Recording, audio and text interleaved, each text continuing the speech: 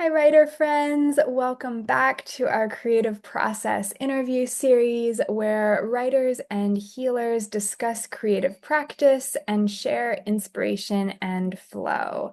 I'm Meg Heyertz. I'm the author of Tarot for Beginners and the founder of Creative Momentum, where we help writers free their voice, nourish their practice, and finish their project.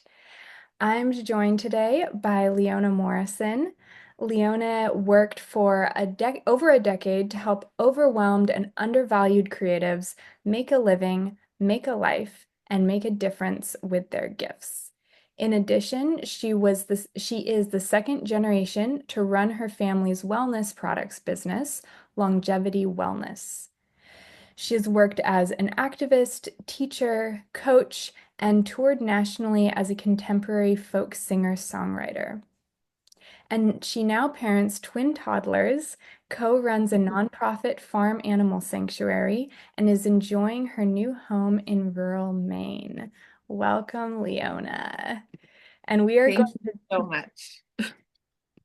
So, out of all those many, many talents and experiences, I want to ask you today about self-care for writers and creatives.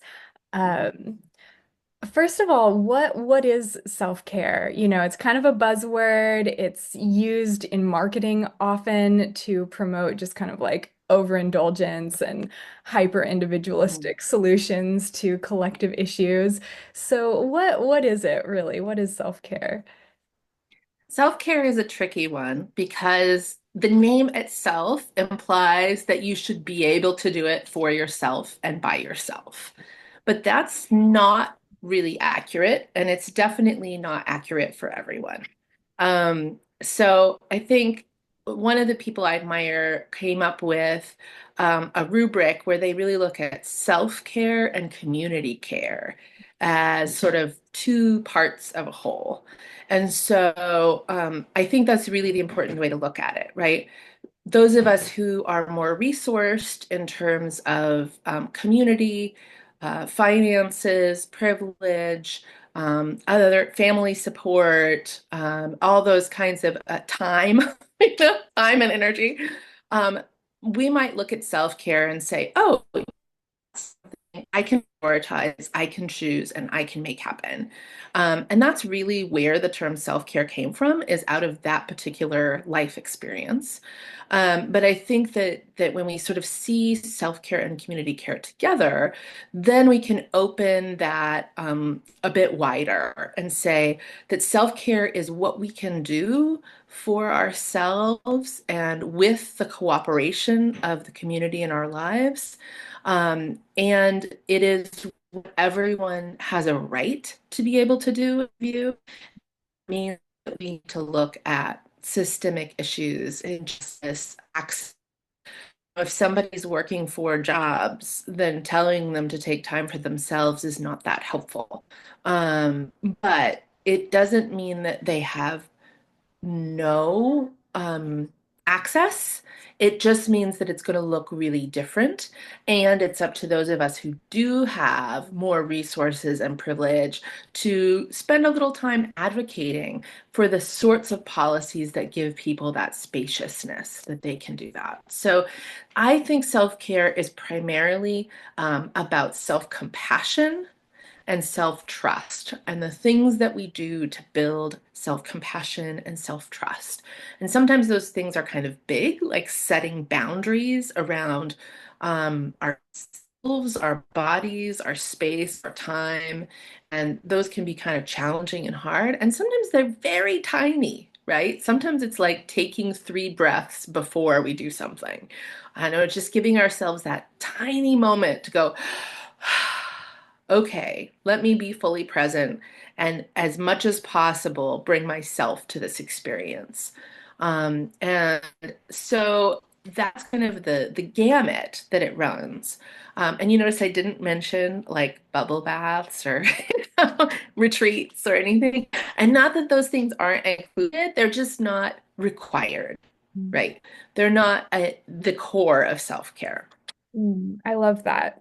Self-compassion and self-trust and also kind of looking out for the spaciousness of each other, making sure that Mhm. each other's spaciousness is allowed for.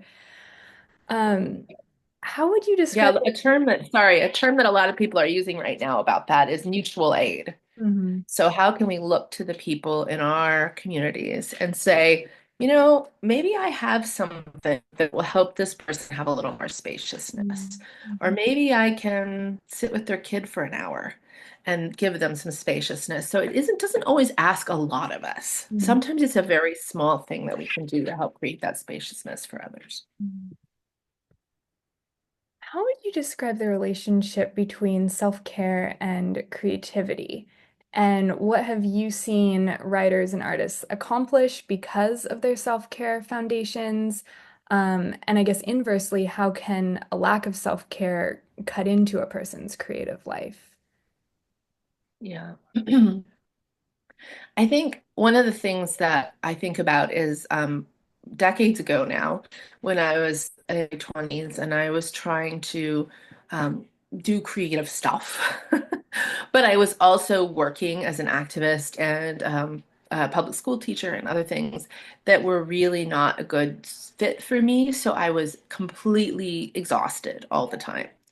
I would very occasionally go on retreat. And my version of going on retreat was that I would take something like 36 hours and I would go stay at somebody else's house or, maybe even an actual retreat center or something by myself. So I'd have kind of overnight and the next day, and then I'd go home.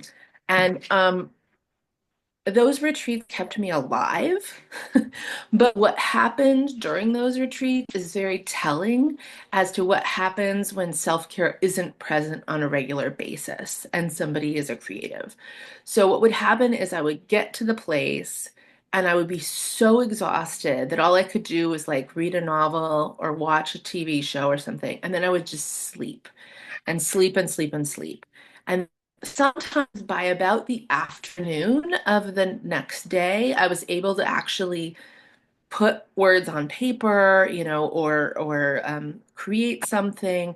But the tangle, the exhaustion and the tangle of my own thoughts and everything took so long to unknot that it took me that long to get to that place. And what I thought at the time was, gosh, it's so hard to create, right? Like you have to untangle this all the time. But what I learned later is that if you have a regular practice, an ongoing practice, then that sort of keeps things untangled.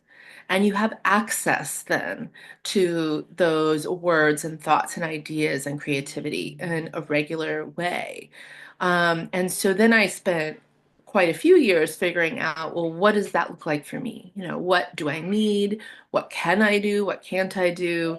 And how do I kind of create those habits? And I've seen conversely, when people take on big creative projects, like they're taking on a novel or, a show full of artwork or something like that, then often what they'll say is, how do I sort of organize all of this? And I'm like, well, the first thing you need is to really look at that foundation of self-care, because when you take on something that big, you need to be able to show up consistently to it. You can't you can't finish it in a sprint. It's not a paper you can write the night before. That's not the sort of thing that can happen.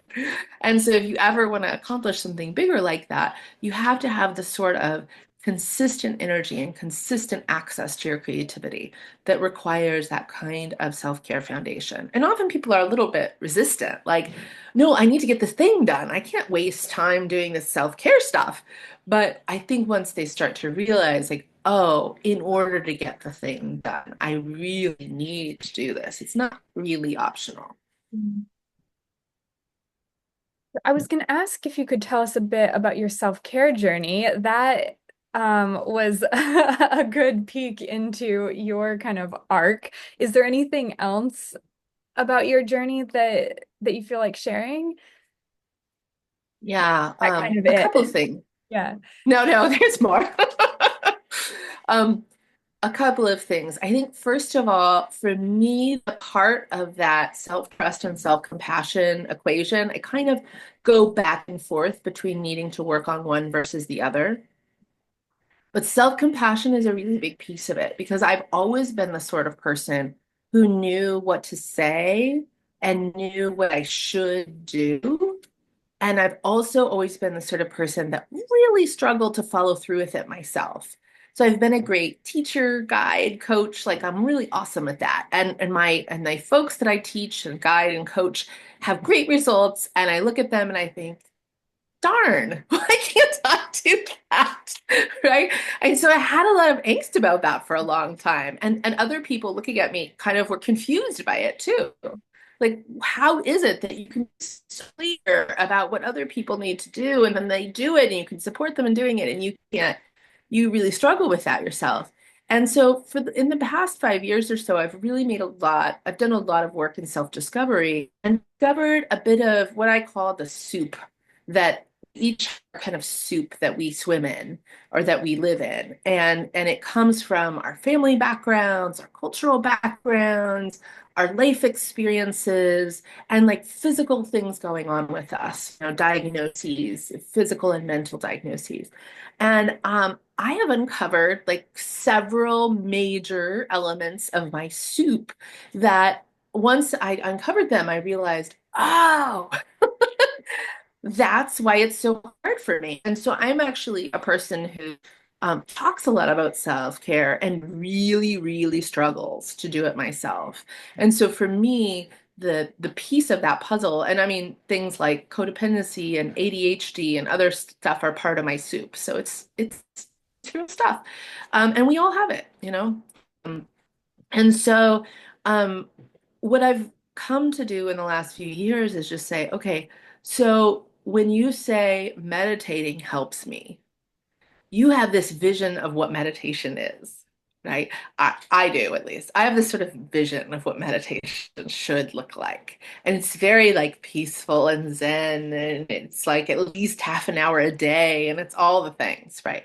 But the reality is, um, I can't do that. At least not right now, at least not in my life or whatever. It's just not a thing that I can be consistent in. So I either start a cycle of it, do it for a little while, and then stop without noticing it, and then realize that I've stopped, and then feel guilty about it and beat myself up about it, and then start all over again. Or alternatively, luckily there's an alternative. Um, I can just say, Leona, what if meditation was 5 minutes while you're in the bathroom listening to a meditation app? And that's all you had to do was like press go on the saved meditation and sit there and like repeat the words or whatever it is. And that was meditation. What if that was enough? Mhm. Um, and that that philosophy of self-care has actually really opened up a lot of pieces of self-care to me. And I found that doing it consistently, 5 minutes a day, has gotten me much more benefit than doing it inconsistently and going through that cycle of over and over and over again ever did. And it's been such a good lesson. And I actually learned it years ago when I was living in Costa Rica and just took 5 minutes over my oatmeal in the morning. And that was enough for me to sort of have access to my inner life and have access to wisdom and access to peace and all that sort of stuff. But I, of course, forgot that and needed to relearn it. But I think that that lesson is very accessible, right? So if there's something that we know works for us, but we can't do it consistently, or we haven't yet been able to do it consistently, then what if you just made it so easy that you basically couldn't not do it? That's brilliant. And thank you for your courage in sharing that because I think that really unlocks so many different pieces of where we can kind of fall off the wagon and then beat ourselves up for falling off the wagon. But yeah, doing it doesn't really matter how. Just fitting it to to ourselves and the realities of our lives. Um, Mhm. that's great. Let's talk about time boundaries as an important part of self-care. Mhm. Um, I've learned so much from you about working with myself rather than against myself in the creative process, Mhm. as you just mentioned. And Mhm. I'm always passing on your little tips and wisdom to writers I work with. And one of the best bits of advice that I've passed on from you, that I've seen to be a total game changer in many writers, is the practice of organizing your day, planning your routines with kind of your seed at the center. Could you Mhm. explain that concept to folks? Mhm. Of course. Yeah, I think it really comes down to understanding the different parts of the creative process. And so, let's say we're talking about a person who's not a creative. Their seed may be the most important core belief system to them. So maybe if they're a person of faith, it might be praying. If they're a person for whom family is really everything, it might be a very special thing that they do with their family each day. And that sort of reminds them, this is what I'm about. This is what my life is about. This is what matters to me. And I think the thing that we can, again, this is a self-compassion moment, we can kind of look at our lives and say, I'm spending a whole lot of time doing things that aren't really that important to me, but they're things that I need to do. And does that make me, am I then a real writer? If I only spend such a short amount of time each day writing, or am I real creative, or am I really a family person, or whatever it is? And instead of sort of looking at that balance of time, the really important thing is to say, do I protect this core little experience that gives my life meaning and purpose? And do I sort of build the rest of my life around that? And so for creatives, that's the part of the creative process that is the open space. It's the like generative, let's just show up and see what my inner child and creative self wants to do and wants to play and wants to come up with, right? It's the reason why we create in the first place, really, is that it's so fun to be in that generative space. It's also the reason we don't finish projects because often we're not giving ourselves that generative space. And so then creativity starts to feel sort of drudgy and not fun. And we forget why we're doing it and we're going, blah, this is sort of boring and not that interesting. And I want to do fun stuff again. And so if anybody has like 67 started projects, it's because you keep wanting to come back to that seed.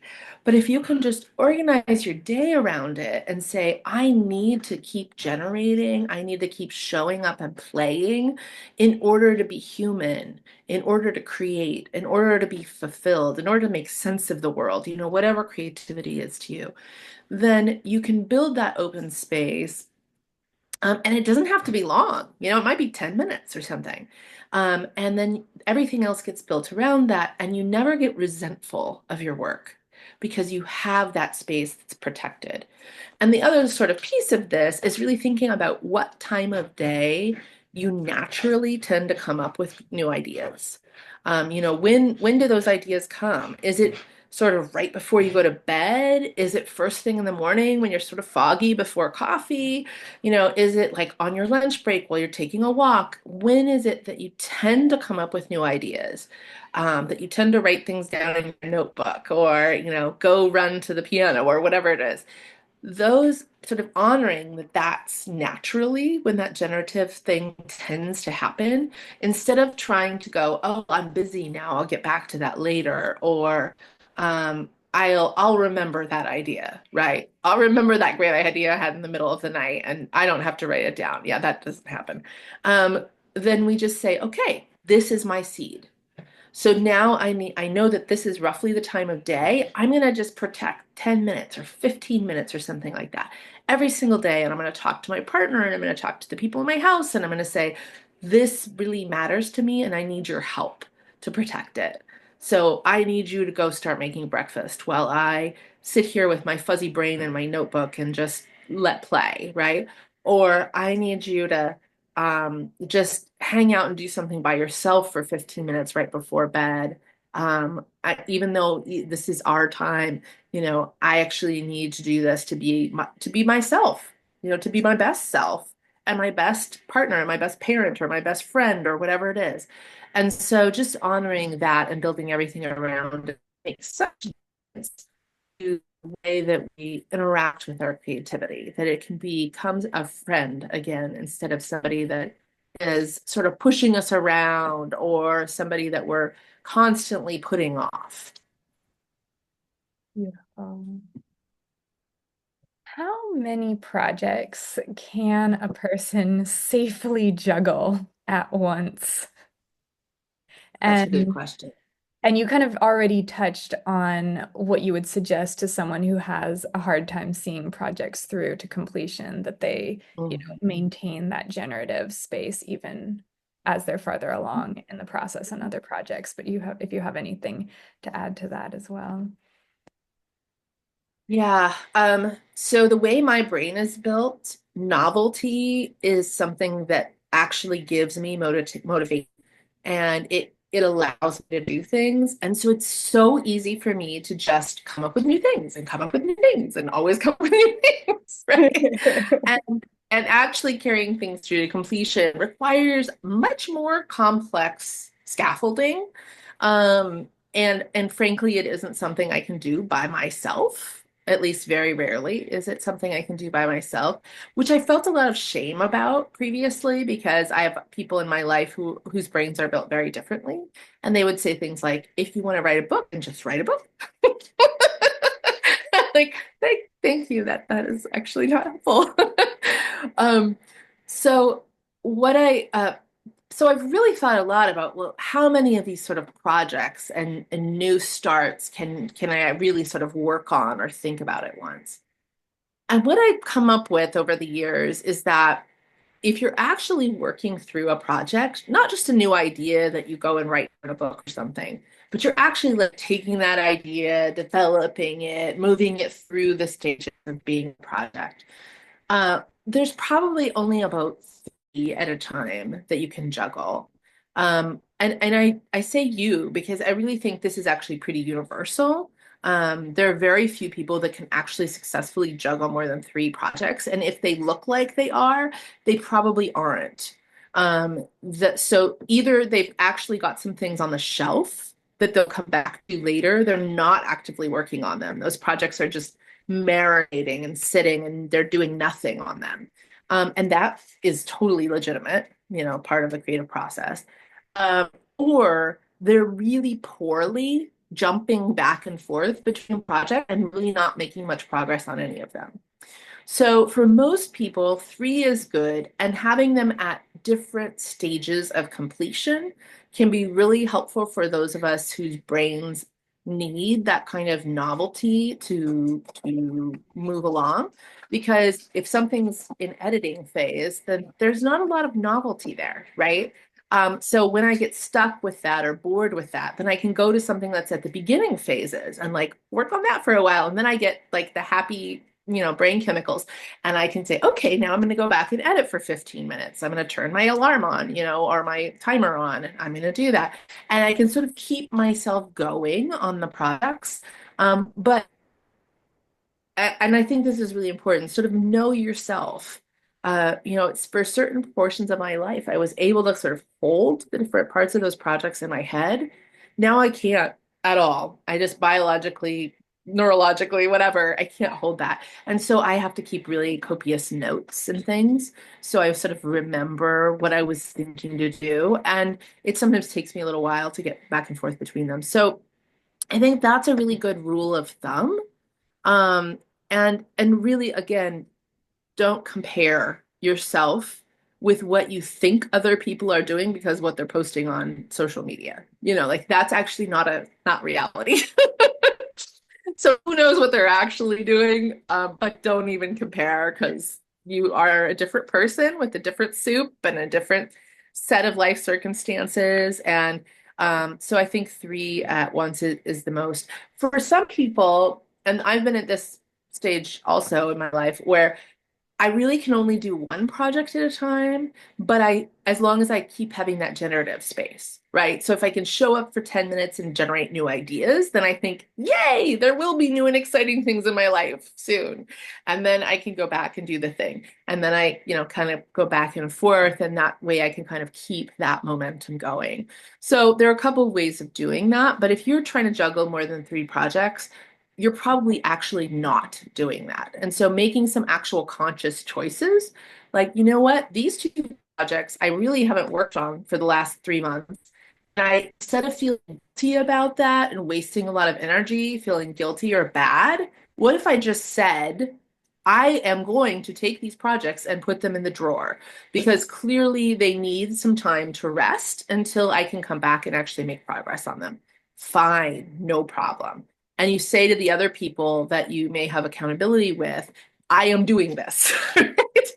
I am going to set these aside. I will come back to them in 3 months and just sort of check in and see, are they ready to be continued? Have I finished something? Do I have space for more? So I think that sort of a relationship is a very healthy one to have with our projects. And again, it's self-compassion and self-trust, right? Do I trust that I ultimately do know what to do with this project right now if I'll quiet my mind and just look at it? And sometimes that answer is nothing. It doesn't need anything from me right now. It just needs to sit. And that's a perfectly good answer. That's so helpful. My other question around time boundaries is, many writers are really, really used to pushing aside their writing for even just kind of small random requests from loved ones or from work. Um, what are your suggestions for having boundary setting conversations about protecting Mm. writing time? This one is so challenging. For me personally, because I actually am terrible at prioritizing. It's actually part of my brain chemistry, as it turns out. Um, and so the thing that's right in front of me, the thing that's being demanded of me, is the most important thing, even if it isn't. Right? So great at being a parent of toddlers because they're constantly telling me, I want this now, now, now. Let's do this now. Let's do this now. I'm very good at now, right? Okay, yes, let's do it. I can respond to the crisis. I can be in the now, but then all the other things get left aside, right? And I sort of forget what really is important. Oh, well, this thing actually does need to happen today. Like, I need to get windshield wipers for the car because it's now the rainy season. And if we're going to drive anywhere, like we actually have to have windshield wipers that work, right? Whatever it is, right? Those things that can get set aside. And the other thing is that so many people, especially people raised as females, were trained that everyone else's requests are more important than my needs. And I'm just going to say that again because I think the way I worded that was very intentional.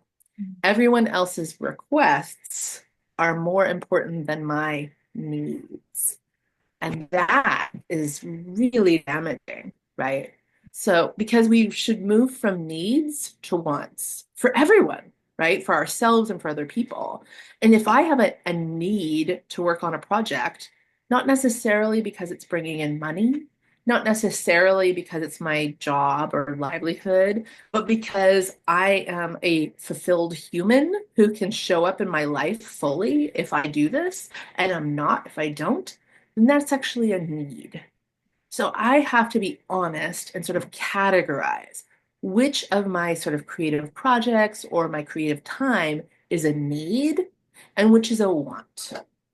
And if it's a need, then it goes alongside the needs of everyone else in my house.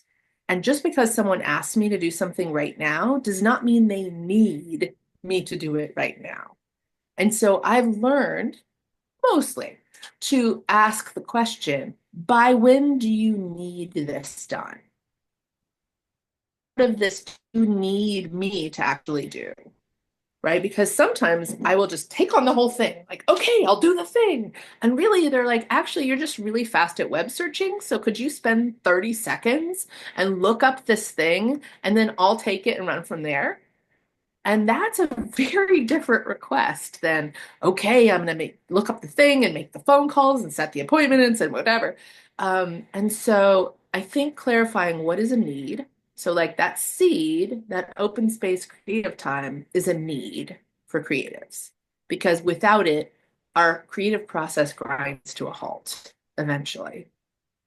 So that need goes along with feeding and, earning money and making sure everyone's healthy. Like those are needs. Like they have to come first. And then we sort of clarify when somebody asks us something. So that's the first thing. We have to own that ourselves. And that will make it so much easier when someone asks me to do something. I can say, by when do you need this done? And they're like, gosh, I really need it in the next 10 minutes. I say, okay, well, this is my open space creative time. That is an important need for me, and it really needs to happen this time of day. So, could I work on this in 10 minutes once I'm done with that? Would that be okay? Yes. Great. Thank you.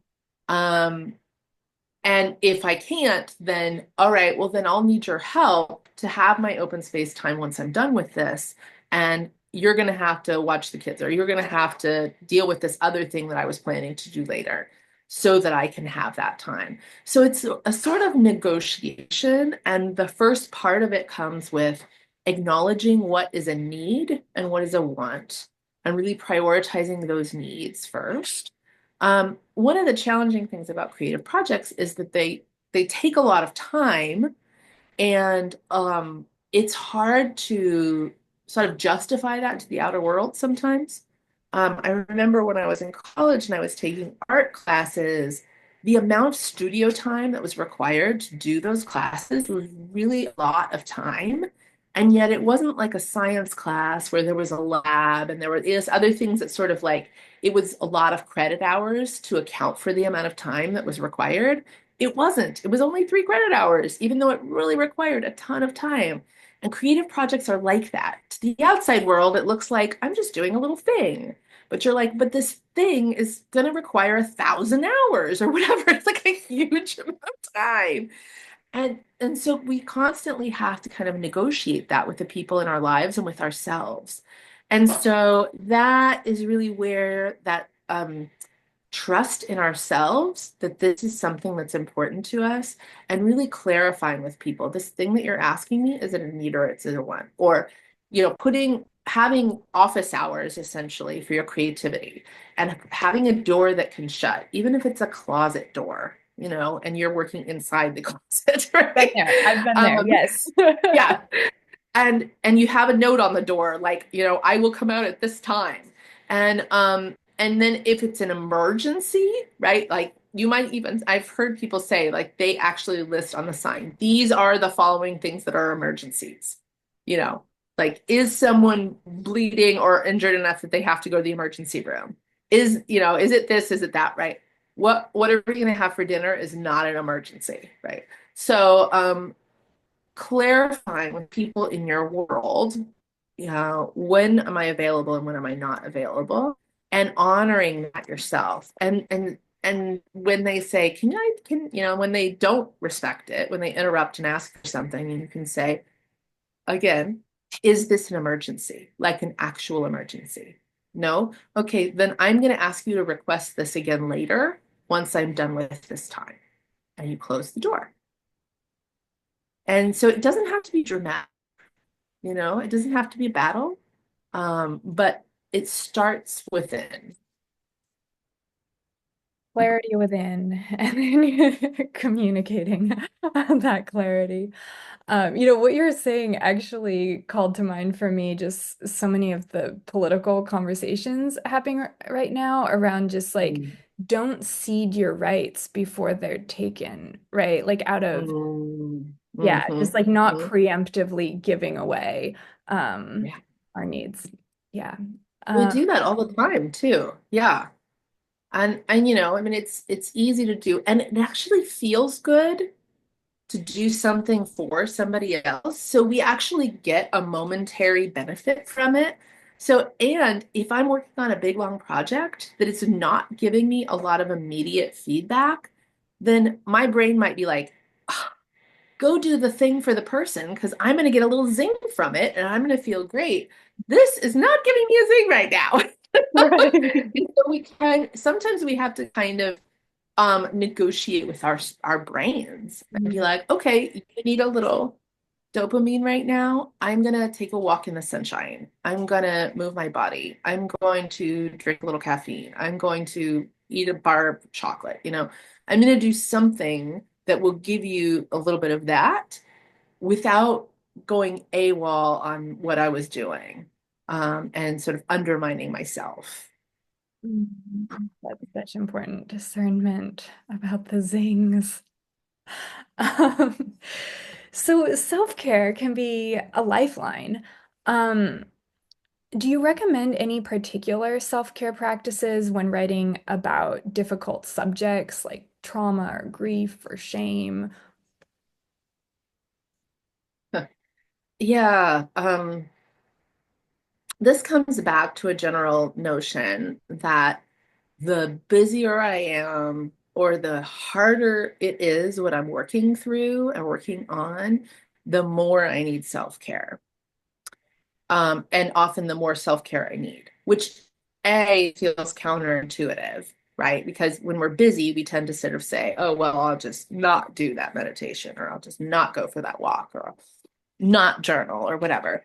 But it really is the opposite that's required. And I think people who have done really intense work in their lives are and have sustainably for decades know that, right? They're aware that, like, oh, actually, I need to spend twice as much time journaling, or twice as much time, you know, um, taking a shower and really rinsing, consciously sort of rinsing all of this off of me, and just releasing it and letting it go into the ground. Um, and so that's sort of the first thing, is sort of know that if you're working on something particularly emotionally challenging, or physically challenging, but in this case, emotionally challenging, you're going to need more self-care. So it just needs to be built into the project. If you're working with agents or editors or whatever, it's useful to actually just sort of say that. Like, I need to build into this project so I can complete it. More time to take care of myself. And that's, needs to be accounted for when we look at that. Timeline. Um, And I think the other thing is, again, it's sort of a know yourself moment.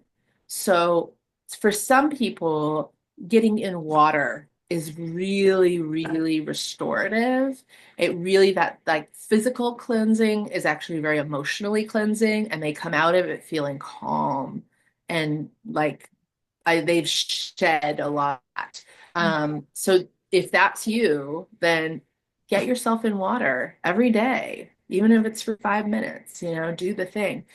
For other people, it's being outside or being in the forest or something like that that's very grounding.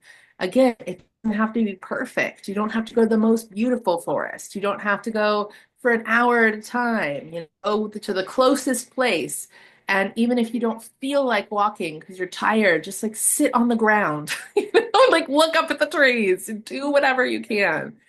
When I was hugely pregnant, I would just go and sit on a bench in the woods, and just sit there for a while and soak it in. And that was super calming to me. So sort of know what is your thing. For some people, it's actually talking to someone, having a close friend or a therapist or a confidant, and you need to talk it out. Because maybe you're spending a lot of time writing and processing, so journaling isn't exactly what you need. You need to physically get it out of your body, and it needs to go into someone else in order for you to feel like you've released it.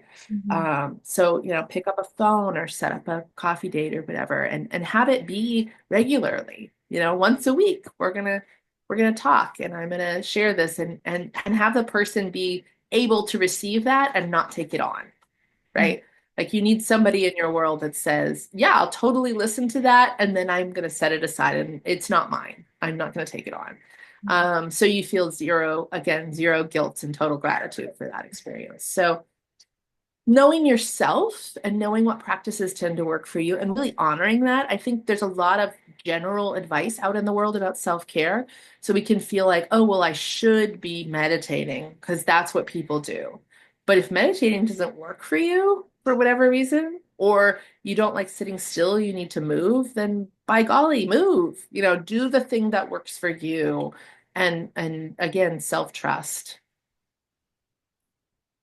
On that note of self-trust, do you have any mantras or self-care practices for self-trust when we get those rejections as writers for metabolizing difficult critique and workshop? Mm, mm. A few. Yeah, I think one of the things that we often feel like as creatives is that we have a harder time taking criticism than other people. But I think that's inaccurate. I think that we have to take a lot more criticism than other people. Like other people don't move through their life getting critiqued on a regular basis. I've actually talked to my partner about this because it's very puzzling to him that people don't want to sort of push their partners or themselves to continuously improve. He's a sort of continuous improvement person. And he's like, I don't understand. Like, why would someone not want that?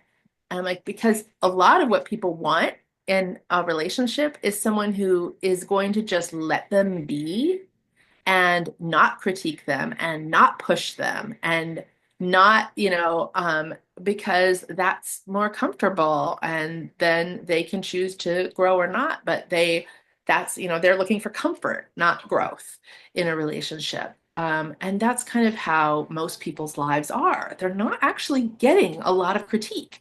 And so if you think about it, we're getting a ton of critique all the freaking time.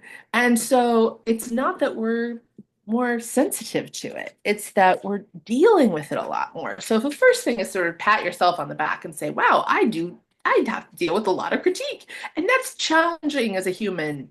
It's not an easy thing. The second thing I think that is so, so important is as much as possible, separate yourself from your work. Even if your work is memoir, even if your work is highly autobiographical, it's still your work. It's not you. And so I can write something that's really crappy, and I have many times. But that doesn't make me crappy, right? I am inherently valuable as a being alive on this earth just because I exist. I mean, you need to have Mr. Rogers in your head, not your critiquers.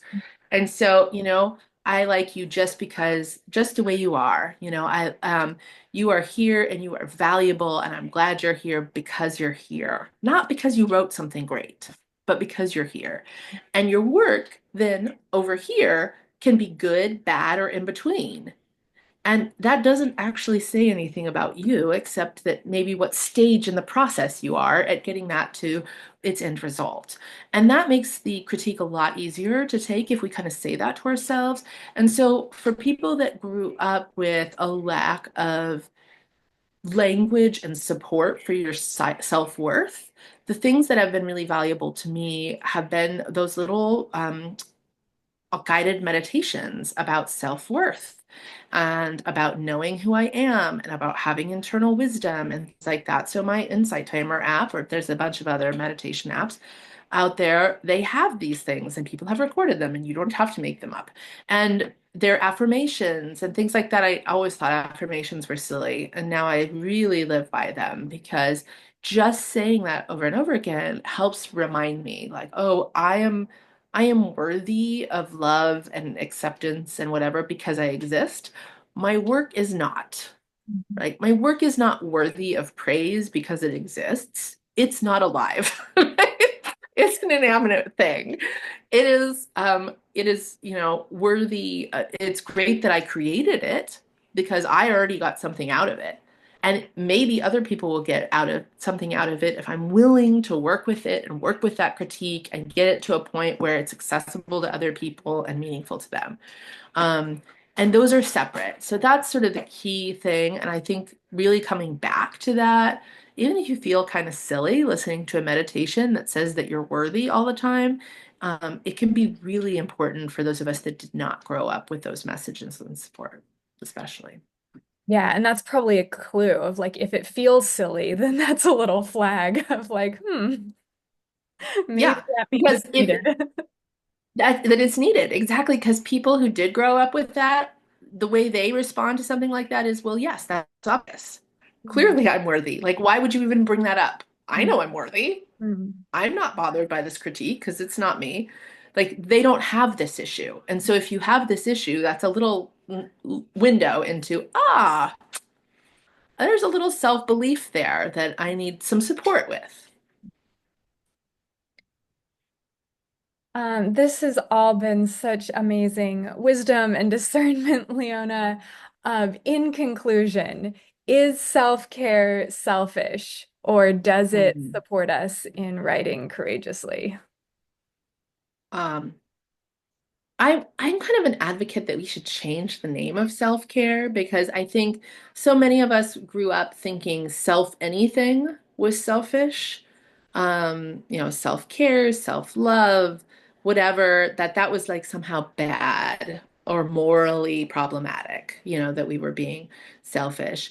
But what I have learned over the years is that self-care and the whole concept of self-care was created because of a problem, because people were not supported and loved enough growing up that they inherently knew that. Like self-care wasn't a thing a while ago because um, it was just something that people who were healthy and from healthy families and relationships and had the biology and neurology to be able to do this, they just automatically did. They would rest when they were tired. They would say Imagine that. no when they didn't want to do something. They would like those are just natural, healthy human responses. And so the whole creation of the self-care thing is really in response to some unhealthy cultural habits and norms and experiences that we've created over generations now. And so it's required actually to be a full and available and healthy human parent, friend, creative, anything. So if we want to put ourselves out into the world, if we want to put our work out into the world, if we want to show up for the people we care about in the best way possible, then self-care is not optional. It's just a matter of figuring out how to do it in a way that works best for me, and a way that supports that self-compassion and self-trust, because it really is a natural part of our lives when we grow up fully loved, fully cared for, fully resourced, you know, all of those things, that's something that should be easy for us. The fact that it's not is indicative of a bunch of issues that have happened over time that are not our fault, right? But they do exist. And so this is the antidote to those issues. And it's a way that we can kind of get humanity back to a healthy way of seeing things. Amazing. Thank you so much for your generosity, Leona. Friends, follow Leona's Substack for more wisdom and lifeline through your creative process. Thank you so much, Leona. Happy creating, everyone. Thanks so much, Meg. It's such a joy to be here.